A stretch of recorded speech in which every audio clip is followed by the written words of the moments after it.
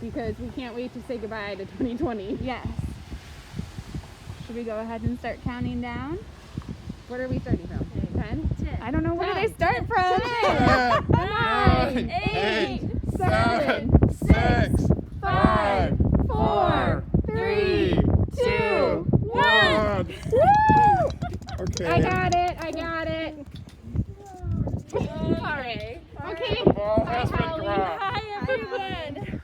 Welcome to our New Year's Eve celebration at the Hormel Historic Home, as Amanda mentioned. For this week's Hump Day history, we're going to take you on a brief tour of the decorated home because maybe you haven't had a chance to see that yet. We're going to give you some history behind New Year's celebrations around the world and in Austin. And because it's New Year's, we're going to feature some guest bartenders making us some of their favorite cocktails and really try to ring in the new year well. So it's cold out here. Let's go in. Yes. It's chilly. But And we if do anyone has finally have comments or snow, questions while we're filming, which is like always, cool.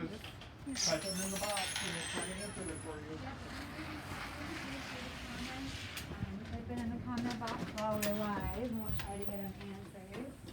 All right, here we are in the warm now Hormel Historic Home, which is still fully decorated for the holiday season and will be through January. So if we are allowed to open on January 11th, we will be pushing hard for you to come in and see the decorations. But do enjoy them as we look through the house today. So first we're going to stop and talk with Luke because we need to kick off this New Year's Eve noon celebration. So Luke, what are you making for us today? I have a resolution punch that we're gonna do. So if you do have a legal household to drink, you can make a pitcher so that it's easier to serve. So we're gonna just put some vodka into a pitcher. We measure it this How much vodka in that pitcher? We'll put a fair amount in. And then we'll add some sparkling wine or champagne. No need to measure on I New love Year's, this people. drink So, already. yeah, After this year, just keep pouring. Yeah. I figured, you just use up what you got, and kind of make it a. It's a pitcher for one. And then we do some pineapple juice, some cranberry juice. Ooh, it's gonna be pink.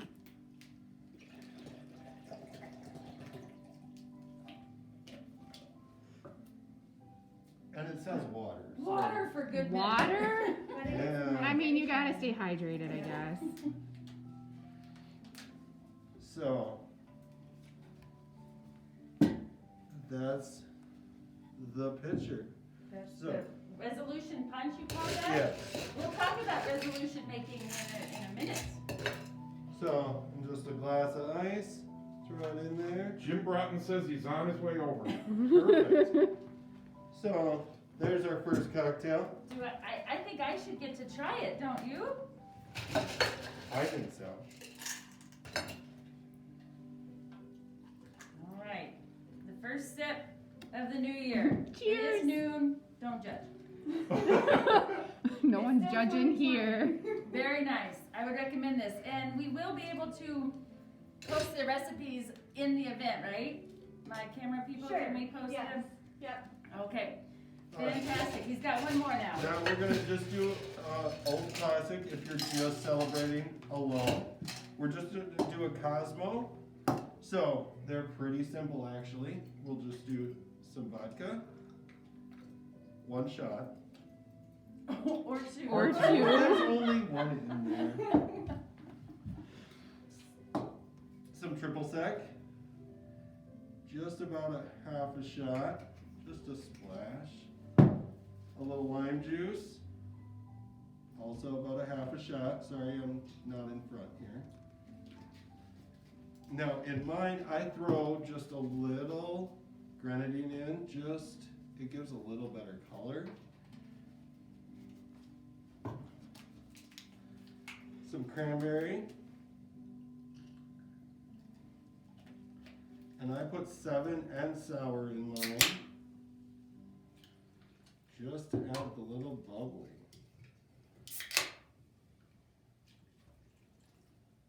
And then we're just gonna take that. Oh, I'd be Shake spilling it. that all over my I counter can't right do now. that. Yeah. Oh, it looks Oh, pretty. pretty. It looks so pretty. Nice and frothy. So whether you celebrate with a group or by yourself, these are great cocktails to kick off your evening or your lunch. Julie says, wow, it looks like it's going to be a wild party. You betcha. You know us. I got a question. When was the house built? Oh, the house was built in 1871. I wasn't ready for that one, but it was built in 1871 and renovated by the Hormel family in 1901. So its current, what you see now is considered the 1901 renovation time from the Hormel family. Thanks for throwing that serious question out there. And now let's talk a little history about New Year's Eve. It actually dates back 4,000 years.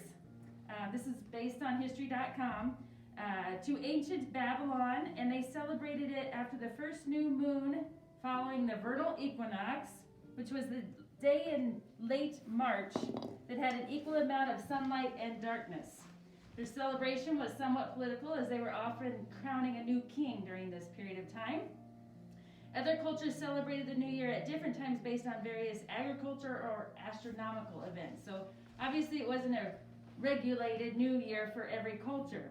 It became common to celebrate on January 1st when Julius Caesar declared it as the first day of the year, partly to honor Janus, is I think how you say it, who was the Roman god of beginnings. He had two faces, which allowed him to look backward into the past and forward into the future. I kind of like that. That's what we're doing at this time of the year, and we're not looking too fondly back on 2020 and very hopeful for 2021. So here's a look at some of the decor. Our decorating team spent hours and hours putting these trees together. They made a lot of the decorations, folded or quilted fabric balls.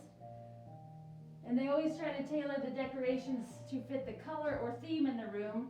And this room is so dark that they went with the white to really make the tree pop out of the green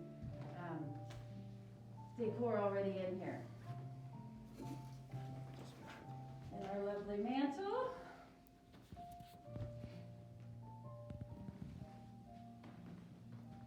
If you're on the Hormel Historic Home Facebook page, every so often we share an online jigsaw puzzle, and you guys might remember seeing the fireplace from this last week. We did one, and the ornament I think we did a couple weeks ago, so you can find those on our page by looking back through photos.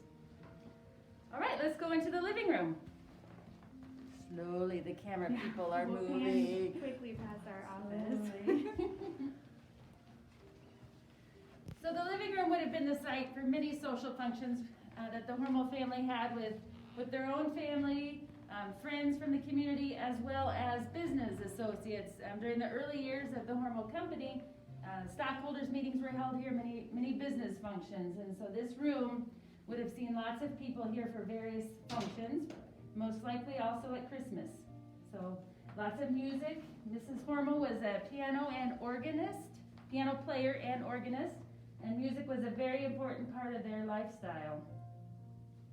And that continued through the generations into the modern day Hormel descendants, all very musical. And on the tree are many more homemade ornaments by our team of decorators, both the fabric balls as well as the framed art. I keep saying on all these tours that I'm going to do this with my own pictures, and I haven't done it yet, but I'm planning it. You can just take your favorite photos, put them on a wood block that you decorate however, and make it a beautiful ornament and memento for your family. Back to New Year's celebrations. You probably have your own, but fireworks have always been very common. The singing of Old Lang Syne, and I intended to look up the history of that song, but didn't get to it yet today. The making of resolutions, which is thought to date back to the Babylonians, when the people were trying to earn favor with their gods at that time in order to start the year off on the right foot. So that's still kind of what we do today, isn't it? And then in the U.S., of course, Our most well-known tradition is the dropping of the ball in Times Square in New York City, which we tried to emulate outside by dropping our little ball. And that began in 1907, so that's a long-time historical event for our country too. So we can head towards the dining room now. A couple other decoration pieces. Here, this beautiful dress tree is an annual feature in our decor, but it changes every year. Our lead decorator, Kim Guzman, makes it her focal point for the year too. How is she going to make this dress tree look so beautiful? And I tell you, I'm going to have to put them all side by side for the last 8 years, because every year I say, oh, that's the best one. Then I look back and say, no, that's the best one. So they're all just beautiful. She's very talented, along with her partners, Donna and Dawn, and a few others along the way. So that's the dress tree for the year, in case you've seen it in the past. And now we'll go into the dining room and visit with our next guest bartender, Jamie Tim, who's from the Moore County Historical Society. Hi, Jamie. Yes, hi. Well, I am a proud Minnesota resident now, but some of you maybe know that I was born and raised in Wisconsin, and you can take the girl out of Wisconsin, but you can't take the Wisconsin out of the girl. So today, my favorite mixed drink is a brandy old-fashioned Wisconsin style, or brandy old-fashioned sweet. Wisconsin drinks the most brandy in the world, so yay. Tradition cheese. Well, that too. Do we have a documented source? Is there a cheese and brandy pairing? Ooh, that's a great I idea. don't know, but there should be. And so a traditional old fashioned is usually enjoyed with whiskey, but in Wisconsin we use brandy. And it's called an old fashioned because it's actually one of the first known cocktails from the early decades of the 1800s. And then when they started to get newfangled liqueurs and things in the mid 1800s, and they started making really fancy things, the old timers were like, well, I just want my old fashioned simple drink. And then it just became known as the old fashioned. So I'm usually lazy and skip this first part, but to be official, I'll do it for you now. So you start with a cherry and an orange slice and some sugar and a couple of dashes of bitters. I usually have the Angostura bitters, but these are fancy orange ones from the Hormel Home, so thank you. Everything's fancy. Yeah, and then you just kind of smooch it around a little bit. Is that officially calling muddling? It is muddling, but I just call it smushing. And then, when you get to where you want it, well, then I can put some ice in, I guess. So yeah, now you usually just... All right, and I don't usually have a fancy pour thing on either, so whoops. Again, no measuring. Sure, I mean, that looks good. I never measure either. And then, here, move this. And then, I believe this is called a wash, which is an old-fashioned bartender's term for mixing, or mixer. I like it sweet, so I do Sprite. If you want to do sour, you can do like Squirt or something. Or you can do just seltzer, but that sounds boring, so. You just stir it a little bit. Garnish. Ta-da, brandy old-fashioned Wisconsin style, which is basically the state cocktail of Wisconsin. So, in addition to can't beer, go wrong. Yeah, and there's beer. a lot of things. And in if you Wisconsin. want to be really, you can add a little bit, because I do that too. So, There we go. Well, Do you take wanna a try drink. it? No, you go with that one. okay. All right. Cheers. Cheers. It's delicious. All right. Well, we are in the dining room, so let's talk about food customs with New Year's. There are lots. Special meals can be prepared. Crab legs. My family has done fondue on New Year's for many years. When the kids were littler, they really enjoyed it. Now we have to drag them kicking and screaming to spend New Year's with us, but it was a very favorite holiday tradition for us. Snacking, cocktail smokies, lots of different food traditions. In Spain and other Spanish-speaking countries, people bolt down, and that's the word on history.com, bolt down a dozen grapes, symbolizing their hopes for the 12 months ahead, and they do that right before midnight. So if you have grapes on hand, it never hurts to try for a little extra good luck.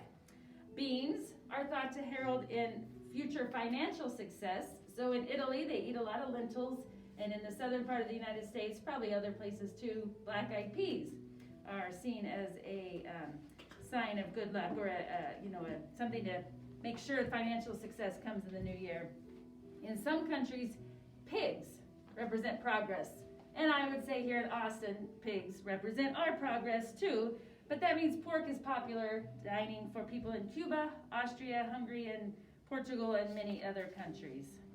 And then one final thought about food is round cakes and pastries symbolize that a year has come full circle. And so they are commonly eaten round shaped treats, I guess, are eaten in the Netherlands, Mexico, and Greece. So there you go. Whatever you eat, make it special for your New Year's. This is the dining room that the Hormel family use, again, for socializing. This is the family's dining room table and chairs in incredible condition for being well over 100 years old. This is their china, also we have on display this year. The lovely blue pattern, and the rose gold tablecloth really tie in the coloring in the wallpaper and the coloring in this area. This room has a lot to look at.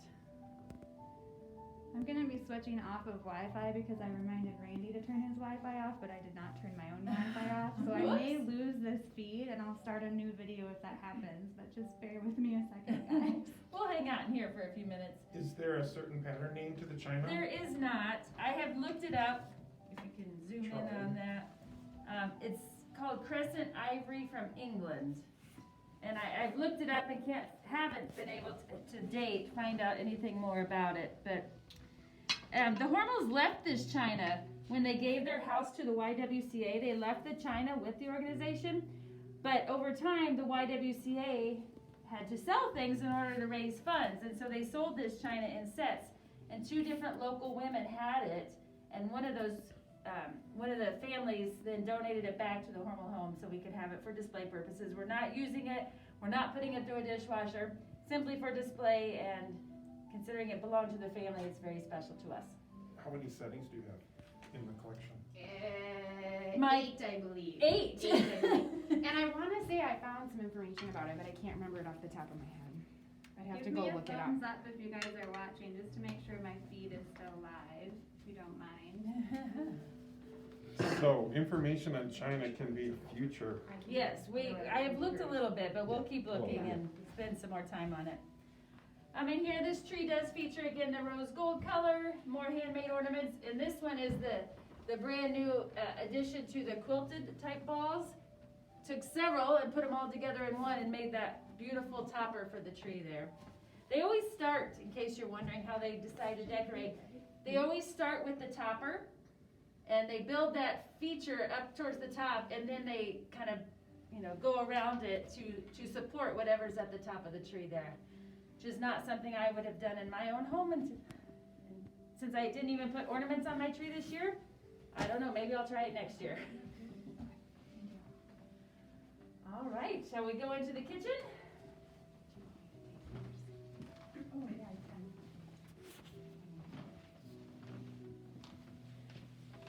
Very good. Now, celebrations in Austin were very much recorded in the newspaper in the early 1900s, as were a lot of different things. On every social event happening in town was detailed in the newspaper. I found several recently. We couldn't do these things in 2020 because people actually got together, in the past. Mr. and Mrs. Ed Feeney entertained a party of friends New Year's Eve at an elaborate 6-course dinner. 6 courses, that's a long evening. We have articles talking about Mr. and Mrs. Stanley Manning and Mr. and Mrs. Fred Manning of St. Paul came down for a New Year's family reunion at the John Manning home.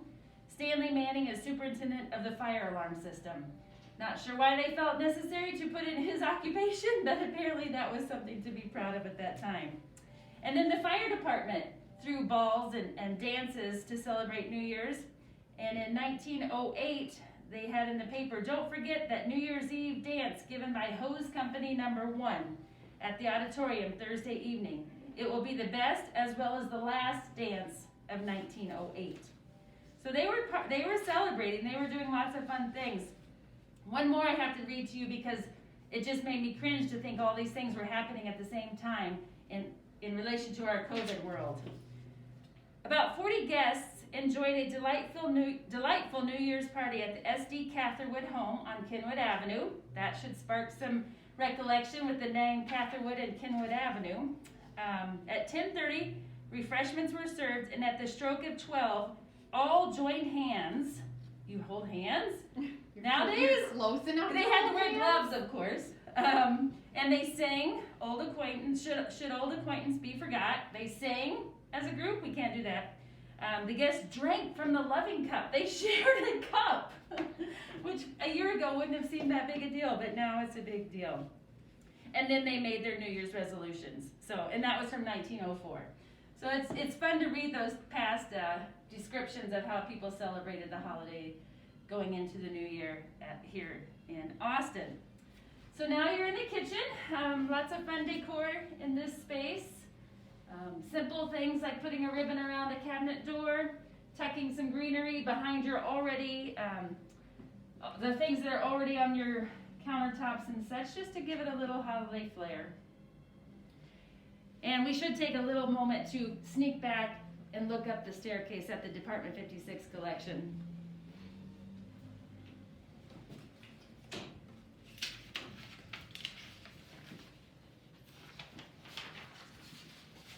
And this was Luke's display, right? Yes, and Luke put this together. Luke is bartender extraordinaire as well as Department 56. Are they lighted? Yes, but we forgot to turn them on. Oops. We don't have to go upstairs often. Here is, I'll take a quick spin around the breakfast nook as well. So, which is one and this of is my only favorite less than places half in of the house that what we were people often donated forgotten about. for Department 56.